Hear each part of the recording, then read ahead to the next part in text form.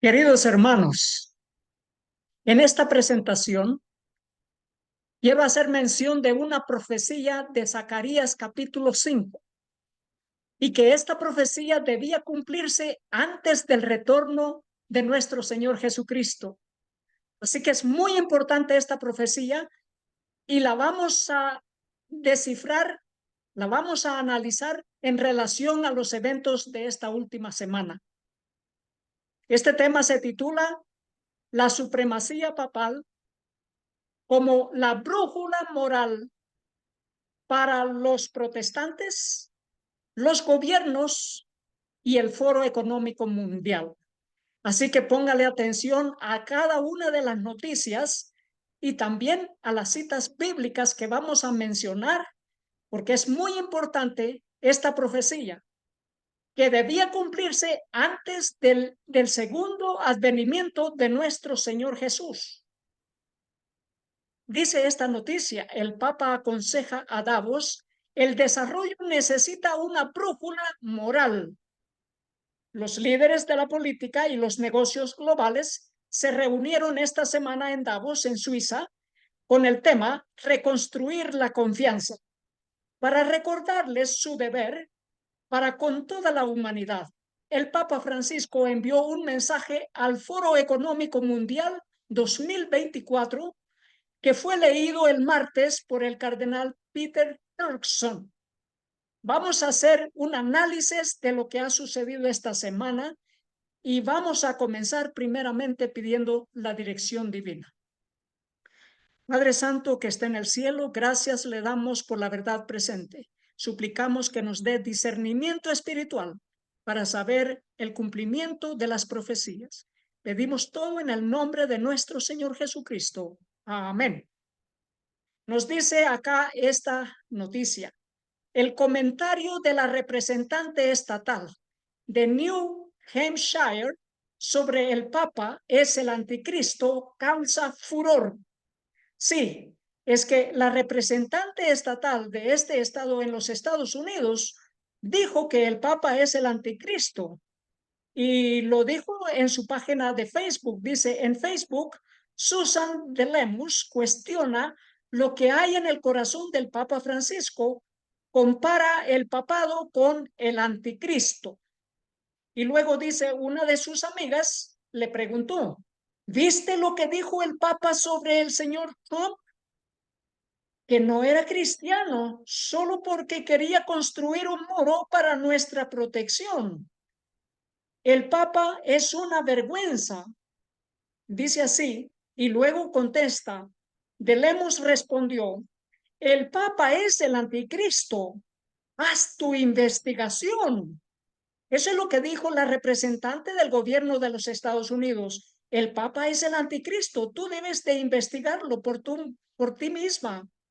Y luego esta otra noticia dice, legisladora del estado de Granito, que respalda a Trump, llama al Papa el anticristo. De Lemus, contactada el lunes, dice que se refería a sus creencias arraigadas sobre el papado y que no reaccionaba a lo que el Papa dijo sobre Trump.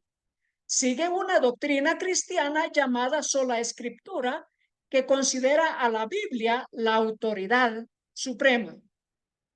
Así que ella dice, no, me refería al papado, no solamente a una sola persona. Y vamos a ver qué nos dice en segunda de Tesalonicenses 2, versículo 3.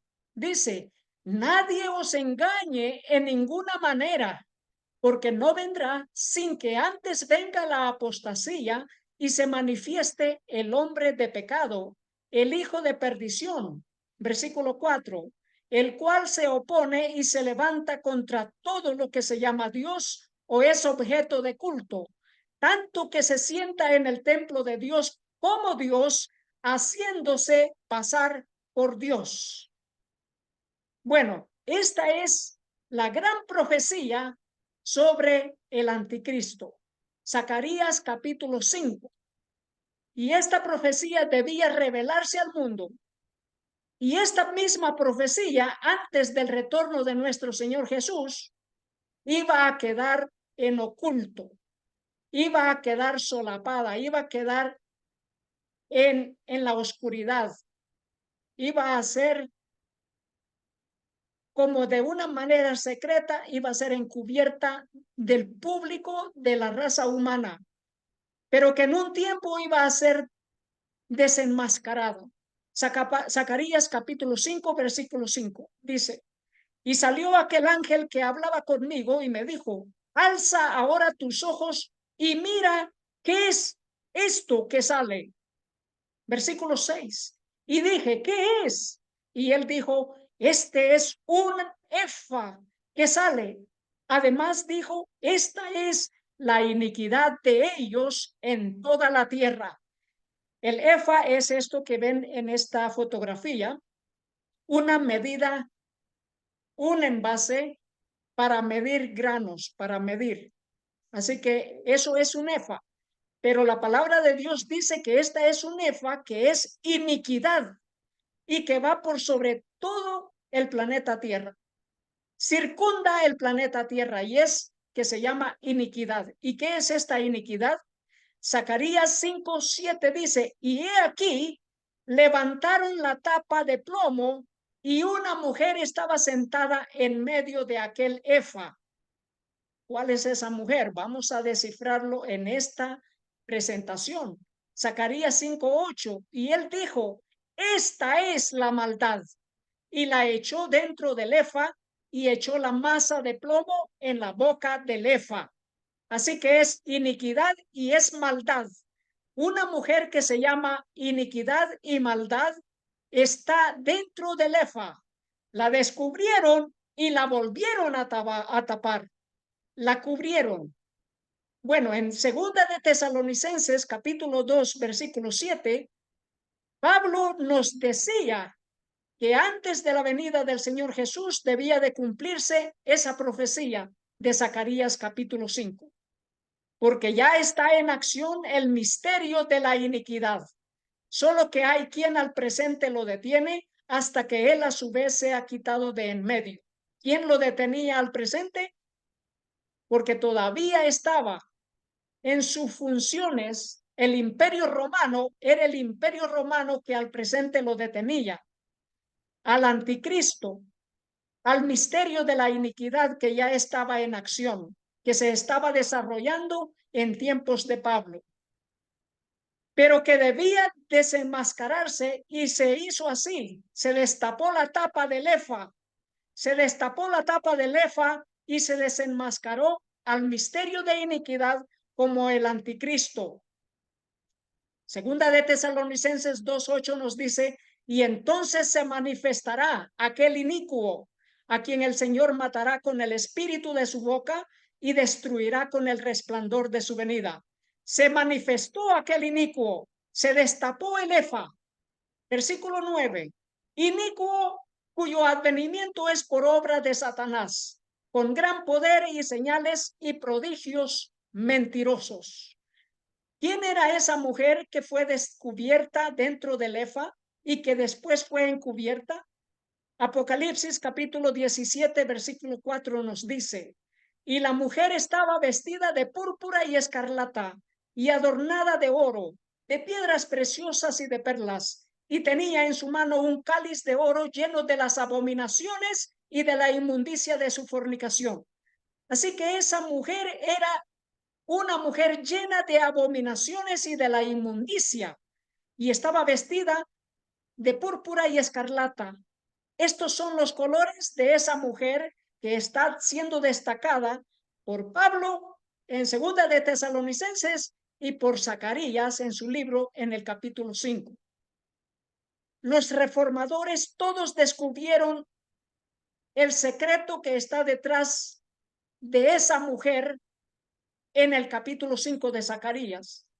En el libro El conflicto de los siglos, página 152, nos dice acerca de la bula papal cuando lo excomulgaron a Martín Lutero. Dijo: cuando tuvo conocimiento de la bula papal, dijo: la desprecio y la ataco como impía y mentirosa. El mismo Cristo es quien está condenado en ella. Me regocijo de tener que sobrellevar algunos males por la más justa de las causas. Me siento ya más libre en mi corazón, pues sé finalmente que el Papa es el anticristo y que su silla es la de Satanás. Esas fueron las declaraciones de Martín Lutero. Pero no solamente Martín Lutero, sino también Thomas Cranmer, anglicano, también John Calvin y asimismo Juan Wesley, metodista. Y así como ellos, todas las iglesias protestantes, por más de 1000 años, descifraron las profecías bíblicas sobre el anticristo y reconocían que era el papado. Bueno, ¿qué es eso del anticristo? ¿Es el que se opone o el que usurpa el lugar de Cristo? El que se opone en el lugar de Cristo. Por ejemplo, cuando hacen la ordenación sacerdotal en el catolicismo, los hacen hacer un voto y dentro de ese voto ellos reciben un nuevo título como Alter Christus, como el otro Cristo, y los hacen sentirse que son dueños del título de Cristo Jesús, según la orden de Melquisedec, porque les hacen ver de que hebreos sobre la orden de Melquisedec, que es la orden del Señor Jesucristo, se la hacen parecer como que es para el sacerdote que está recibiendo los sacramentos de la orden sacerdotal. Entonces dicen ellos, es otro Cristo, Alter Christus. Y esta es en sí la definición de anticristo, el que está en lugar de Cristo, el que ocupa el lugar de Cristo, Alter Christus. Y en ese momento ellos reciben el poder, dos poderes, el poder de perdonar los pecados y el poder de crear el cuerpo de Cristo, que es una blasfemia, porque hacen aparecer de que están sacrificando a Cristo Jesús y la hostia la hacen aparecer como el cuerpo de Cristo. En el libro El conflicto de los siglos, página 405, nos dice así: el apóstol Pablo advirtió a la iglesia que no debía esperar la venida de Cristo en el tiempo de él. Ese día, dijo, no puede venir sin que haya venido primero la apostasía y sin que haya sido revelado el hombre de pecado. Segunda de Tesalonicenses 2:3. Solo después que se haya producido la gran apostasía y se haya cumplido el largo periodo del reino del hombre de pecado, podemos esperar el advenimiento de nuestro Señor Jesús. Queridos hermanos, qué gozo para nosotros saber de que ya esa gran profecía larga y de tiempo ya ha sido cumplida. Y ahora nosotros sí podemos esperar la cercanía, la inminente venida de nuestro Señor Jesús. Ahora podemos esperar. Nos dice acá esta noticia, siguiendo lo que había dicho la representante del estado de New Hampshire. El Papa es el anticristo. Ella dijo, Belemos dijo el lunes a Político, esta revista, que en realidad ella se refería al papado, no se refería solamente a un hombre, sino a todo lo que es el papado como el anticristo. Eso lo dijo la representante del gobierno en Estados Unidos. Y en el libro El conflicto de los siglos ya nos advertía, ya nos decía en la página 405, el hombre de pecado, que también es llamado misterio de iniquidad, hijo de perdición, y el inicuo, representa al papado, a todo el sistema, el cual, como está predicho en las profecías, conservaría su supremacía durante 1260 años. Este periodo terminó en 1798. La venida del Señor no podía verificarse antes de dicha fecha. San Pablo abarca con su aviso toda la dispensación cristiana hasta el año 1798. Solo después de esta fecha debía ser proclamado el mensaje de la segunda venida de Cristo.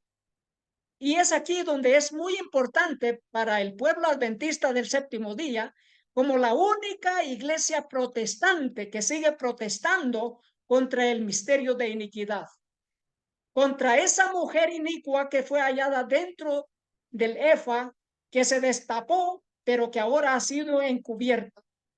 Y ahora sí podemos esperar el inminente retorno de nuestro Señor Jesús. Pero esa mujer, la mujer cristiana, el pueblo de Dios, sufrió persecución por 1260 años, según la profecía de Apocalipsis 12:6. Y la mujer huyó al desierto. Esta es la mujer santa, pura, la mujer que representa al pueblo de Dios, la iglesia que sufrió por 1260 años de supremacía papal. Y la mujer huyó al desierto, donde tiene un lugar preparado por Dios para que allí la sustenten por 1260 días. La palabra de Dios habla bien claro que un día representa un año, según Ezequiel capítulo 4. Daniel capítulo 7, versículo 25 nos dice, y hablará palabras contra el Altísimo. Eso representa anticristo. Hablar palabras contra el Altísimo. Y a los santos del Altísimo quebrantará. Esa es la persecución de los 1260 años. Y pensará en cambiar los tiempos y la ley. Cambió el día sábado por el domingo, uno de esos, y el de adorar imágenes, que es el segundo mandamiento. Y luego dice, y serán entregados en su mano hasta tiempo y tiempos y la mitad de tiempo. Estos son 1000 años, 1260 años. Según Apocalipsis 12:14 nos dice, y se le dieron a la mujer las dos alas de la gran águila, para que volase de delante de la serpiente al desierto, a su lugar, donde es sustentada por un tiempo y tiempos y la mitad de un tiempo. Así que Apocalipsis y Daniel se complementan ambos, porque tiempos y medio tiempo de Daniel 7:25 está en Daniel 12:14, y eso se refiere a los 1260 años de supremacía papal. Es interesante esta vestimenta que usan para el tiempo de Pascua, la cuaresma. Dice, las siniestras capuchas de las cofradías. Es que estas capuchas eran usadas antes de quemar vivo a los cristianos en la Inquisición. Estas capuchas se las ponían a los miles y millones que fueron torturados, quemados vivos en plazas públicas. Estas capuchas que usan para la así llamada Semana Santa en España y en otros países. Dice, no solo es la apariencia la que transmite esta sensación de horror o terror, y dice, es por eso que existen capuchas y por eso tienen la forma que tienen. Y luego dice, si se menciona la Inquisición, se puede apreciar inmediatamente que los encapuchados tienen una historia de fondo bastante desagradable. ¿Por qué? Porque durante la Inquisición se colocaban estas capuchas a los que eran mártires. Dice así, la Inquisición jugó un papel central, aunque hubo algún previo. En la época medieval, antes de la creación del Tribunal del Santo Oficio de la Inquisición por los reyes católicos Isabel y Fernando en 1478. Los condenados en camino a la ejecución vestían una vestimenta amarilla y sombrero de forma cónica. Y en esos sombreros le dibujaban demonios y otras cosas. Dice, la Inquisición básicamente adoptó esta combinación para los condenados por el auto de fe. La prenda, el San Benito, era de lana y teñida de amarillo. Se añadieron demonios y llamas para los herejes que no eran arrepentidos. La coroza o capirote era el sombrero de forma cónica. Esto era lo que le ponían a los que iban a ejecutar, a aquellos que mantenían la Biblia como sola escritura, que mantenían la fe de Cristo Jesús, que guardaban el día sábado y que no querían someterse a la supremacía papal. Eran quemados vivos y les ponían esta capucha. Y ahora esto lo siguen celebrando en lo que ellos llaman la Semana Santa, en España y en algunos otros países. Durante la Inquisición, cuando iban a ejecutar a uno de los cristianos, hacían unas procesiones con toda pompa hasta llegar al lugar de la ejecución. Y a los que iban a ser ejecutados, iban con esas capuchas. La palabra de Dios nos dice sobre esta mujer que se le llama el hombre de pecado, el hijo de perdición, por haber mandado a la muerte a millones de cristianos. Apocalipsis 17:6 nos dice: vi a la mujer ebria de la sangre de los santos y de la sangre de los mártires de Jesús. Y cuando la vi, quedé asombrado con grande asombro. Zacarías capítulo 5, versículo 9 nos dice: alcé luego mis ojos y miré, y he aquí dos mujeres que salían y traían viento en sus alas, y tenían alas como de cigüeña, y alzaron el efa entre la tierra y los cielos. ¿Qué significa tener viento bajo de las alas? Isaías 41, 29 nos dice: he aquí, todos son vanidad, y las obras de ellos nada. Viento y vanidad son sus imágenes fundidas. Así que esas dos mujeres, más la mujer que está dentro del efa, llevan viento debajo de sus alas. ¿Por qué? Porque se unen al viento de la idolatría, a la idolatría de adorar imágenes, de adorar, de venerar o de rendirle culto a las imágenes. Y no solamente eso, de adorar en día domingo lo que ellos falsamente llaman Dios, al Dios Sol. Eso es viento, todo viento de doctrina, doctrinas de demonios. Apocalipsis 17:3 nos dice: y me llevó en el espíritu al desierto y vi una mujer sentada sobre una bestia escarlata, llena de nombres de blasfemia y que tenía 7 cabezas y 10 cuernos. Aquí tenemos una mujer que representa una iglesia y una bestia que representan los gobiernos. Y esta mujer está sentada sobre la bestia. Significa que es una mujer que gobierna sobre los poderes de la tierra. Esta mujer de Apocalipsis 13, de Apocalipsis 17 y Apocalipsis 18, tiene la costumbre de ordenar a sus sacerdotes y decirles que ellos son otro Cristo. Ellos son el otro Cristo. Eso significa el anticristo. ¿Por qué? Porque ellos dicen tienen el poder de perdonar pecados. ¿Y quién es el único que puede perdonar pecados si no solamente Dios? Y luego dicen ellos que tienen el poder de crear al mismo Dios. Esos son los dos poderes que ellos reciben por medio de la misa. Pero aquí tenemos todo esto que es apostasía y que es iniquidad y que es blasfemia. Por ejemplo, el sacrificio de la misa. Eso es idolatría y es blasfemia, haciéndose pasar por Dios. Y esto es sentarse en el templo de Dios.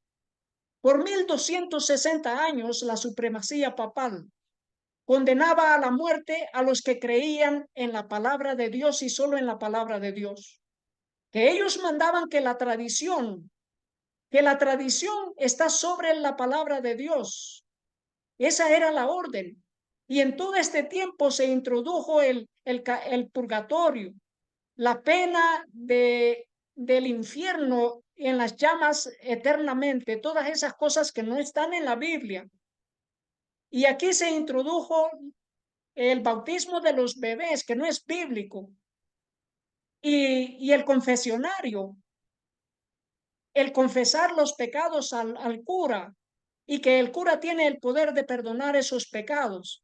Todo esto es anticristo sentado sobre el templo de Dios. ¿Y quiénes son las dos mujeres que llevan a esa mujer sentada dentro del efa y que la encubrieron? Esas dos mujeres son la iglesia luterana y la iglesia metodista, que llevan en medio a la iglesia católica, la religión católica. Esta es la noticia que tuvo su cumplimiento, esa gran profecía de Zacarías, capítulo 5, ha estado en cumplimiento en los últimos años. Dice, los metodistas adoptan la declaración católica luterana sobre la justificación, 2006. 2006. Y luego se ha estado celebrando el aniversario. Metodistas, luteranos y católicos celebran aniversario de un acuerdo histórico. Sí, no solamente un acuerdo histórico, sino profético, porque las dos mujeres, una que inició el destape, que destapó el efa y hizo reconocer al mundo que la mujer sentada dentro de ese efa es el anticristo, es el papado, fue la iglesia luterana, Lutero.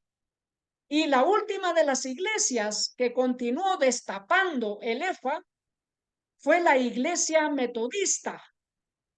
Esas dos iglesias ahora se unen y tapan el efa, y no solamente tapan el efa, llevan el efa y la mujer dentro es la religión católica. Mire qué interesante, porque cuando la delegación de la Federación Luterana Mundial se reunió con el Papa en el 2013, le entregaron los luteranos el efa al Papa. Le entregaron al Papa Francisco un efa, que es como una tetera, pero es un efa. Y se lo entregaron para dar a conocer de que todo estaba cumplido, que ahora todo el mundo le pertenece y que de una vez la supremacía papal sigue viva. ¿Y ahora qué es lo que ha sucedido? El efa fue destapado por los reformadores y por toda la iglesia cristiana por 1260 años y más, pero ahora en nuestros días el efa ha sido tapado. Al Papa ya no se le llama el anticristo, sino que se le llama hermano en Cristo. El efa ha sido tapado, ha sido encubierto. Esas dos mujeres, la luterana y la metodista, son las que han hecho posible el ecumenismo mundial para todas las iglesias, para el Consejo Mundial de las Iglesias y para todas las religiones. Zacarías capítulo 5, versículo 10 nos dice que esto es un asunto global. Dije al ángel que hablaba conmigo, ¿a dónde llevan el efa? Esa es la pregunta. Y la respuesta está en el versículo 11. Y él me respondió, para que le sea edificada casa en tierra de Sinar. Y cuando esté preparada, la pondrán sobre su base. ¿Qué es lo que se construyó en Sinar? La torre de Babel. ¿Cómo se le llama a esta mujer ebria de la sangre de los santos? Se le llama Babilonia la Grande, la madre de todas las rameras. Así que Sinar es símbolo de Babilonia y es símbolo de Babel. Es símbolo de la sede papal como la mujer a la que se le edifica casa. ¿Y quiénes son los que le edifican casa? Aquí están involucrados protestantes, los poderes de la tierra, los gobernantes, y no solamente eso, también los magnates de la tierra, los mercaderes de la tierra, como el Foro Mundial de la Economía. Y aquí nos dice este noticiero, el verdadero poder del Papa Francisco. Imagínense qué poder, que convocó a todos los presidentes de la Unión Europea y todos obedecieron su mando, su mandato, y todos los presidentes de Europa se sentaron con el Papa, que es el anticristo, se sentaron con él en el Vaticano. Y por eso dice el verdadero poder del Papa Francisco. ¿Cuál es ese poder? Según Apocalipsis 12:3. También apareció otra señal en el cielo. He aquí un gran dragón escarlata que tenía 7 cabezas y 10 cuernos, y en sus cabezas 7 diademas. Así que aquí aparece esta señal en el cielo, un dragón escarlata. Y luego dice, y los 10 cuernos, Apocalipsis 17:12, y los 10 cuernos que has visto son 10 reyes. Los 10 cuernos que has visto son 10 reyes que aún no han recibido reino, pero por una hora recibirán autoridad como reyes juntamente con la bestia. Así que esos 10 reyes representan Europa, representan los reyes de la tierra, que junto con el Papa gobiernan juntos. Y Apocalipsis 17:13 nos dice, estos tienen un mismo propósito y entregarán su poder y su autoridad a la bestia. Así que aquí estamos viendo cómo el gran, el gran poderío de la supremacía papal, que ahora los reyes de la tierra, los gobernantes de la tierra, le están entregando su poder y su autoridad al papado, a la bestia. Apocalipsis 17:18 dice, y la mujer que has visto es la gran ciudad que reina sobre los reyes de la tierra. Y aquí ya no solamente son los 10 reyes de la Unión Europea, sino sobre los reyes de la tierra, sobre los mandatarios de toda la tierra. Es esa gran ciudad, es Roma, Roma papal. Apocalipsis 13:2 dice, y la bestia que vi era semejante a un leopardo, y sus pies como de oso, y su boca como de león. Y el dragón le dio su poder y su trono y grande autoridad. Así que esta bestia recibe toda, todas las doctrinas, todas las tradiciones de Babilonia que representaba el león, todas las tradiciones y doctrinas de Medopersia que representaba al oso y todas las ideologías y doctrinas de Grecia que representaba al leopardo. Y esta bestia reúne todas las abominaciones de la tierra y recibe como herencia sus doctrinas, que son viento, que son vanidad y que son idolatría, y los recibe de los poderes que subyugó. Y luego dice, y el dragón fue el que le dio su poder y su trono y grande autoridad. Según la palabra de Dios, ese dragón iba a perseguir a la iglesia. Apocalipsis 12:17 nos dice, entonces el dragón se llenó de ira contra la mujer y se fue a hacer guerra contra el resto de la descendencia de ella, los que guardan los mandamientos de Dios y tienen el testimonio de Jesucristo.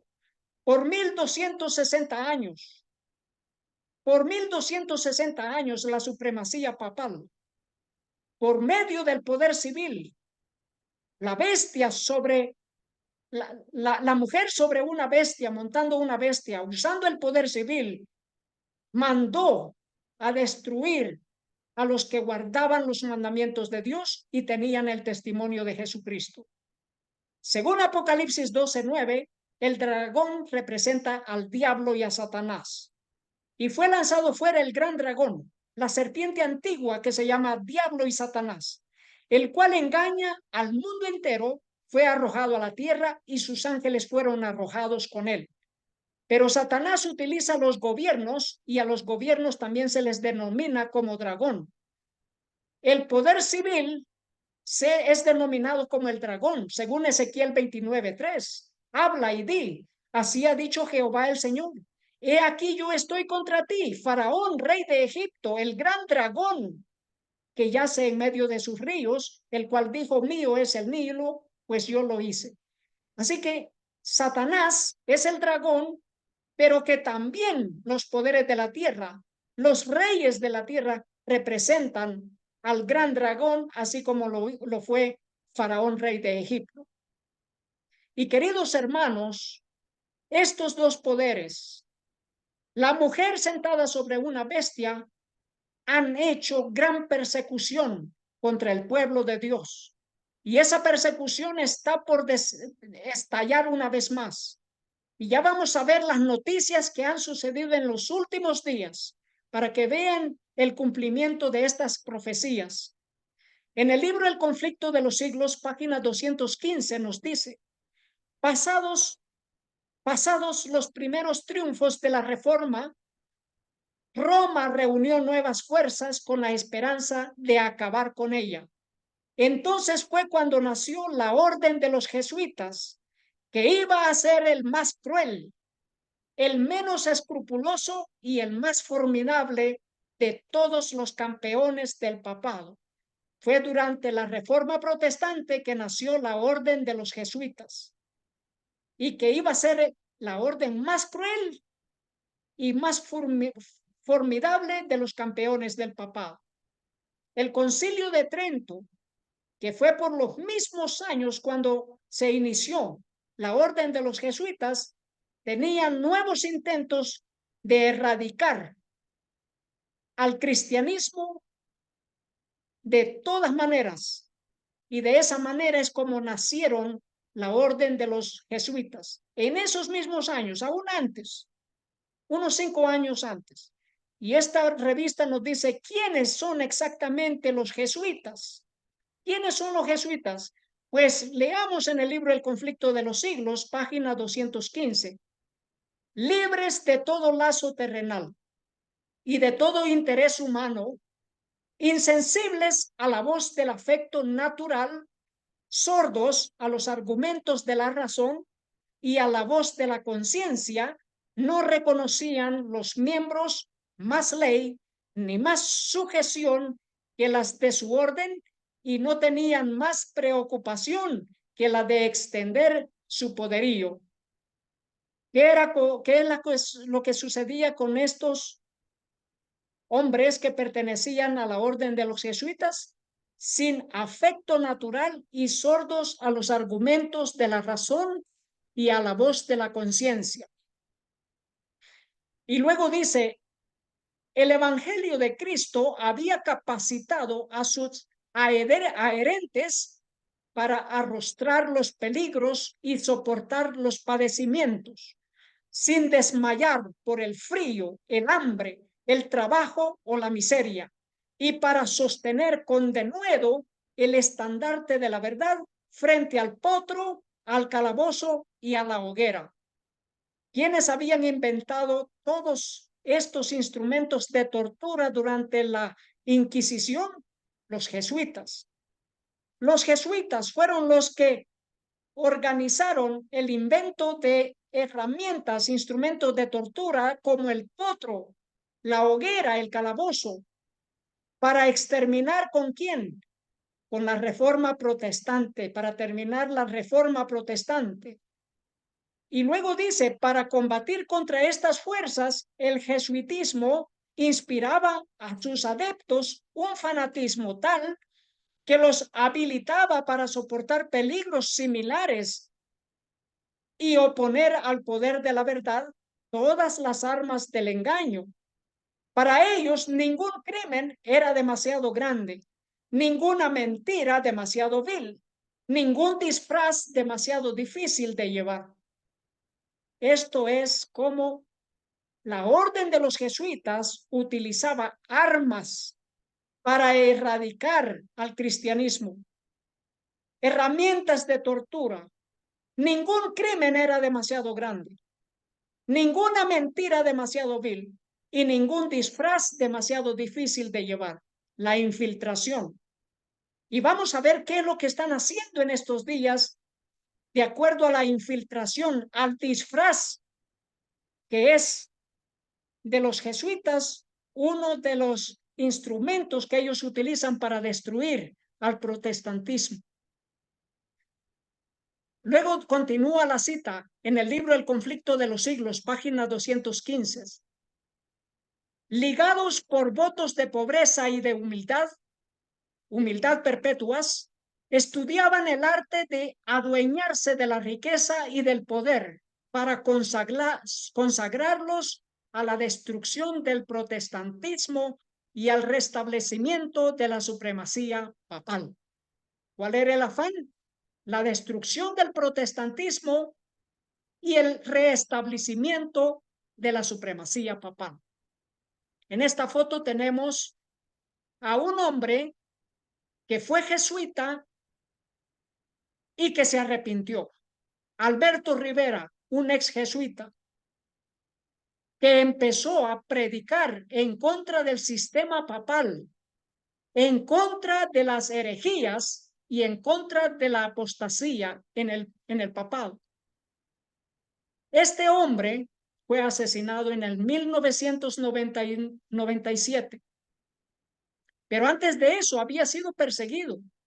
Había estado encarcelado en una de las instituciones en Roma por haber predicado en contra del ecumenismo. Lo hicieron aún perder el uso de la razón, dándole drogas en su alimentación, pero que Dios lo rescató y continuó predicando en Europa, en Australia, en Asia, en América. Predicaba sobre la verdad, sobre la palabra de Dios. Fue envenenado en 2 ocasiones. Su casa fue bombardeada en Irlanda. Fue perseguido con armas de fuego en Nueva Zelanda y finalmente fue envenenado y muerto. Queridos hermanos, este hombre entregó todo por seguir a Cristo Jesús. Y él nos habla cómo la supremacía papal usa armas secretas para eliminar al verdadero pueblo de Dios. Aún él mismo, este hombre, participó en eso, pues que ellos son entrenados para matar. Los jesuitas son entrenados para disfrazarse, para infiltrarse y aún para cometer crímenes. Y eso es lo que nos decía en el libro El conflicto de los siglos. Ningún crimen es demasiado grande para ellos. Y aquí nos dice esta revista, Francisco pide a los jóvenes jesuitas que se ensucien las manos. Este es un mensaje doble. Ensuciarse las manos para un jesuita es diferente que ensuciarse las manos para un campesino trabajador que usa las manos para el trabajo. Para ellos es un mensaje que ellos saben entender, ensuciarse las manos. Y aquí tenemos esta noticia que ha sucedido estos últimos días. Hace unas 3 semanas atrás, a este sacerdote italiano lo excomulgaron. ¿Por qué? Por hablar en contra del Papa y decir que el Papa es el anticristo. Miren lo que dice la noticia, excomulgado en 24 horas. El Vaticano inhabilita a un cura italiano por llamar jesuita masón al Papa. No solamente lo llamó jesuita masón, lo llamó anticristo. Dice, la Iglesia considera que la homilía del sacerdote Ramón Guidetti, en la que llamó usurpador al Papa Francisco, fue un acto de naturaleza cismática. Y aquí este periódico, El Español, nos dice cuál fue el mensaje. Y el mensaje fue: el Papa Bergoglio, anticristo y masón, sacerdote excomunicado tras la homilía. Y esta otra noticia nos dice: sacerdote italiano excomulgado por llamar a Francisco antipapa, usurpador y masón. Bueno, ya vimos ahí que no le llamó solamente antipapa, le llamó anticristo. Y luego dice en el decreto, porque en solo unas 12 horas recibió un decreto del arzobispo. Recibió un decreto, ese decreto en el libro del conflicto de los siglos se le llama bula, la bula papal, solamente que esta venía del arzobispo. En el decreto hay citas específicas del derecho canónico que aparecen como tales cuando es necesario golpear a un sacerdote que grita la verdad, pero para defender el trono de Pedro no existe. ¿Para defender el trono de quién? De aquella mujer ebria de la sangre de los mártires, el trono de Satanás. Y luego dice, el padre Guidetti se refirió a una franja roja que recorre la parte superior del decreto y dijo que el rojo es el color del martirio, de la sangre del testimonio. Entonces, ¿qué es lo que pasa aquí? Que este hombre, con esa franja roja, en ese documento, en esa bula, en ese decreto del obispo contra él de excomunión, excomulgar, le están haciendo ver de que su vida corre peligro, porque esa franja roja significa derramamiento de sangre, persecución contra este hombre por haber predicado en contra de sus propias órdenes. En Apocalipsis 18:24 ya nos decía la palabra de Dios, y en ella se halló la sangre de los profetas y de los santos y de todos los que han sido muertos en la tierra. Así que esa franja roja y ese color rojo representa ¿qué? El derramamiento de la sangre por medio de esa mujer ebria de la sangre de los mártires. Ahora, ¿qué acerca de esta noticia? Y queridos hermanos, ténganlo bien en claro,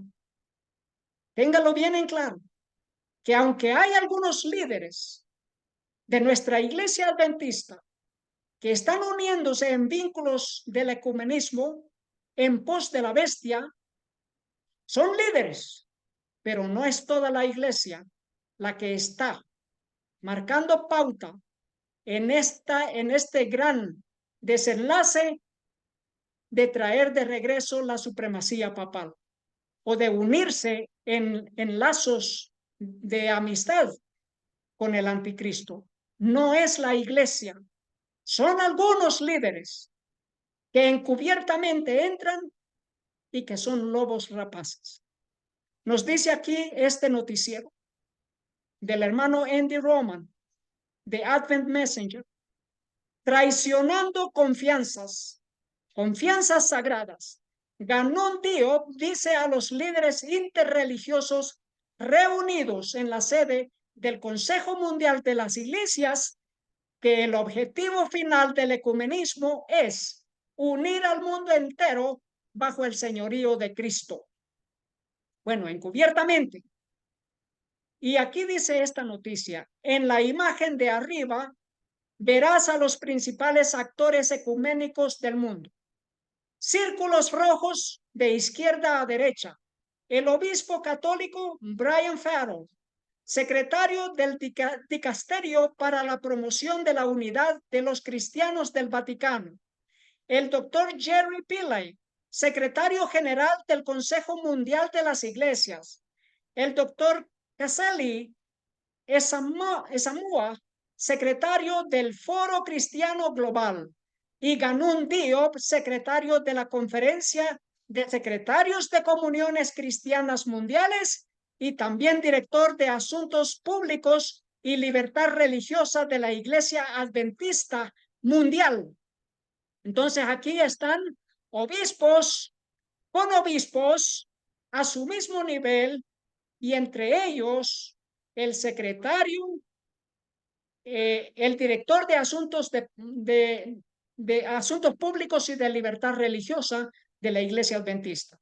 ¿Y qué es lo que están haciendo estos hombres? Este es el plan de que el ecumenismo sirve para unificar a todas las iglesias del mundo. Ese es el plan. Y luego dice, el Consejo Mundial de las Iglesias, por sus siglas CMI, organizó la conferencia de secretarios de las comuniones cristianas mundiales en el Instituto Ecuménico de Boise del 30 de octubre al 3 de noviembre. Durante esta reunión de los principales protestantes y católicos romanos, el adventista del séptimo día, Ganón Diop, dijo al grupo de líderes ecuménicos que la obra en la que todos estaban comprometidos, este es un compromiso de todos los obispos católicos, entre otros, juntos con este supuesto adventista del séptimo día, que todos estaban comprometidos en el ecumenismo y que el ecumenismo está diseñado para reunir al mundo bajo el señorío de Jesucristo.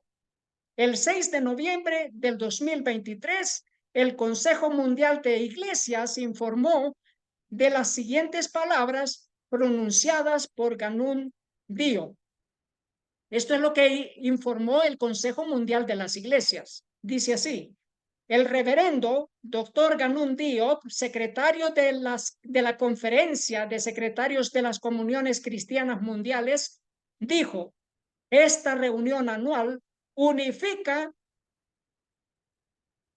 esta reunión anual única es un espacio donde distinguidos líderes de las comunidades cristianas mundiales participan en diálogos bilaterales y multilaterales, y cada comunión comparte sus propios términos sobre su vida eclesiástica y trabajo como testigos de la soberanía del Dios triuno y su propósito final de reunir al mundo entero oikumene bajo el señorío de Cristo. Entonces, este representante de la Asociación General está diciendo que el ecumenismo, el propósito es reunir a todas las iglesias bajo un mismo señorío. Y aquí incluye a Roma papal, incluye a todos. Pero nos dice el hermano Andy Roman, el propósito del ecumenismo no es someter al mundo al señorío de Cristo, sino sanar la herida mortal de Apocalipsis 13:3 y someter a todas las iglesias cristianas a la autoridad de la Iglesia Católica Romana. Esto es lo que enseña Roma. Esto es un mandato del decreto del Concilio Vaticano II sobre el ecumenismo, llamado Unitatis Redintegratio, que se traduce como restauración de la unidad. Este decreto, promulgado en 1964, enfatiza que Dios fundó solo la Iglesia Católica bajo Pedro y el Colegio Apostólico, y que los llamados hermanos separados deben incorporarse plenamente a esta Iglesia para poder abrazar la salvación. Esto es lo que Roma llama ecumenismo.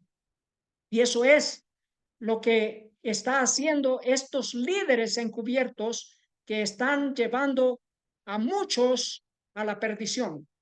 Dice también este periódico: el Papa Francisco pretende unir al mundo política, social y religiosamente en el Foro Económico Mundial 2024. Y ya vamos a ver estas noticias de lo que ha sucedido en esta última semana, porque esto se trata de sanar la herida mortal de Apocalipsis 13, la herida mortal a la supremacía papal, de sanar esa herida y de cumplir en su totalidad el encubrimiento de aquella mujer que estaba sentada dentro del Efa, el encubrimiento del anticristo.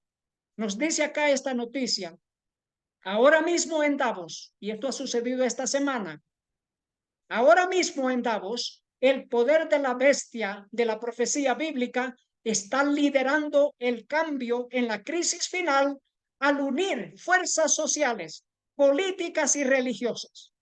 Somos conscientes de que el libro de Apocalipsis predice que esto resultará en la fusión de la Iglesia y el Estado, con el pretexto de crear una hermandad universal y un mundo más interconectado. Se está realizando un esfuerzo por unir al mundo en una organización político-religiosa.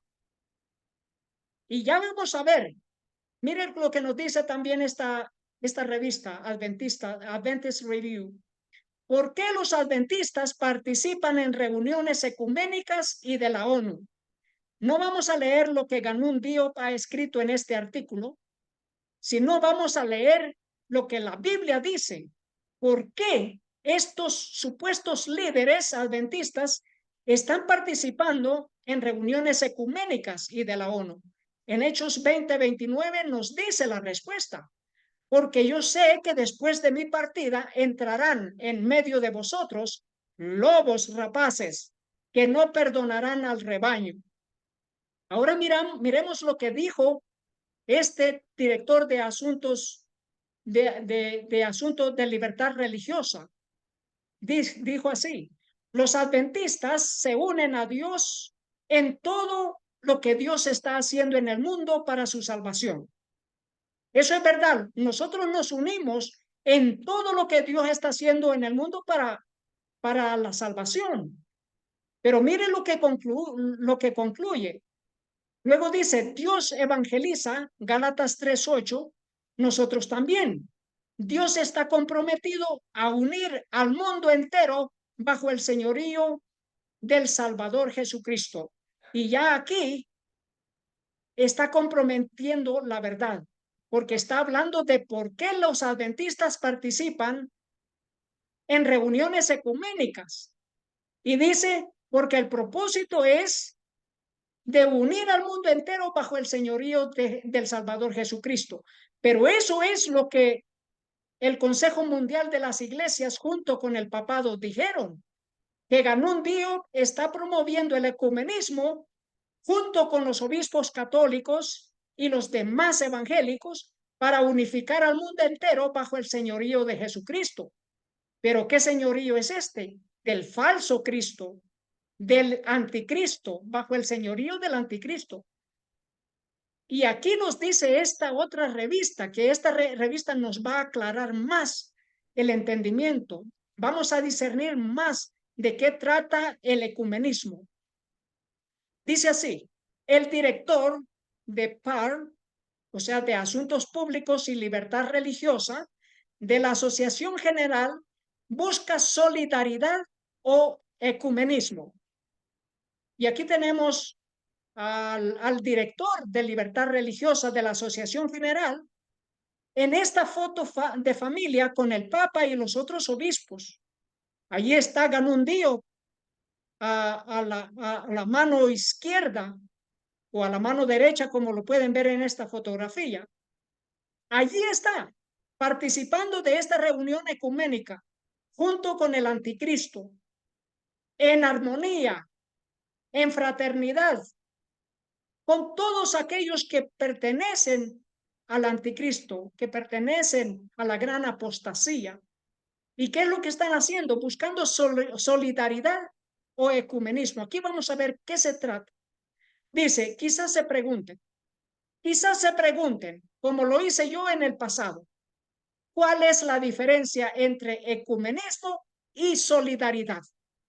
Según el autor Malachi Martin, el ecumenismo era un término y una práctica empleados por la Iglesia Católica para reconciliar inicialmente a los cristianos con Roma, curando las divisiones heréticas protestantes que se interponían entre los dos. Posteriormente, esta invitación se extendió a otras religiones y se centró en nivelar las diferencias entre cristianos y no creyentes. Así que el ecumenismo se extendió no solamente a los evangélicos protestantes, sino a otras religiones. Y luego dice, finalmente, la red se amplió para incluir a la comunidad secular, incluidos terroristas, socialistas y comunistas. Y luego dice, dado que estos últimos grupos no eran religiosos, la unión se llamaría entonces solidaridad, dijo Martín. Así que ecumenismo equivale a solidaridad. Eso es unificación del mundo entero bajo el señorío papal.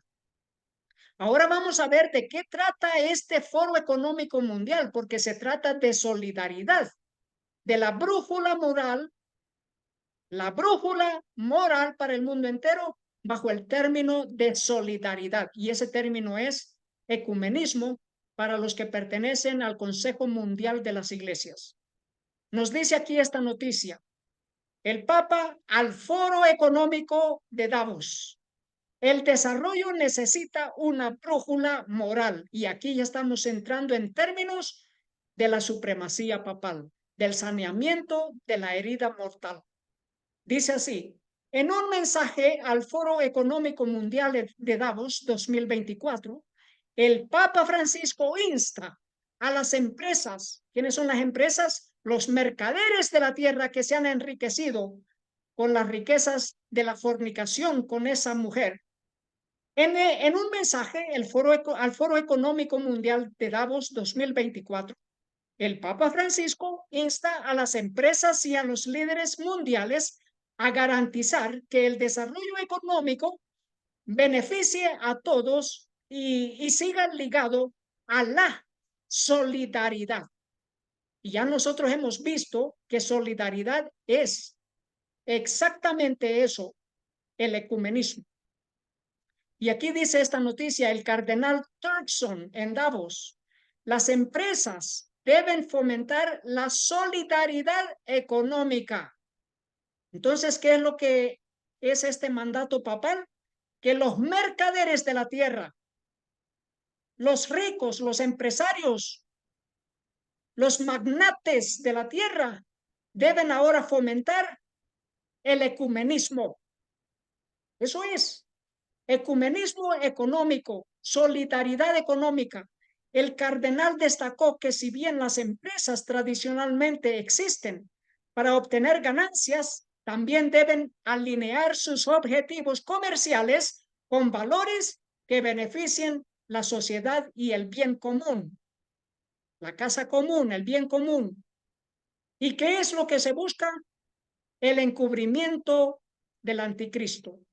El ecumenismo en unidad, en solidaridad, en armonía con el anticristo, encubriéndolo así. De modo que en las prédicas, en los sermones, ya no se hable de las profecías, que ya no se mencione acerca de las profecías en relación al hombre de pecado. Encubrimiento total, encubrimiento total. Por eso vemos ahora en muchas de nuestras iglesias que ya no se predica sobre el mensaje de los tres ángeles. Ya no se predica sobre las profecías de Daniel y de Apocalipsis en su claridad total. Está sucediendo que se levantó la tapa de plomo de aquel efa y se halló una mujer inicua, el anticristo, pero esa mujer inicua ha sido asolapada, ha sido tapada, encubierta, de modo que ya no se predica de quién realmente es el anticristo. Esa herida mortal está siendo sanada. Y ahora, hermanos, necesitamos seguir predicando la verdad presente para este tiempo. Aquella supremacía papal que se sentó en el templo de Dios por 1260 años, destruyendo la conciencia, la libertad de conciencia, la libertad de expresión, la libertad de razonamiento, destruyendo la palabra de Dios y mandando que se establezca la tradición por sobre la palabra de Dios, ahora está solapado, está encubierto. De modo que esta noticia, como nos dice, de anticristo a ser llamado hermano en Cristo, como lo ven los pastores protestantes al Papa, de anticristo a ser llamado hermano en Cristo. Y aquí está otra noticia: el Papa recibe la bendición de los ministros protestantes. Imagínense lo que ha sucedido en estos últimos años. Y los metodistas de todo el mundo dan la bienvenida al Papa Francisco I con esperanza y optimismo y oran por él para que el Espíritu Santo venga sobre el anticristo. ¡Qué maldad!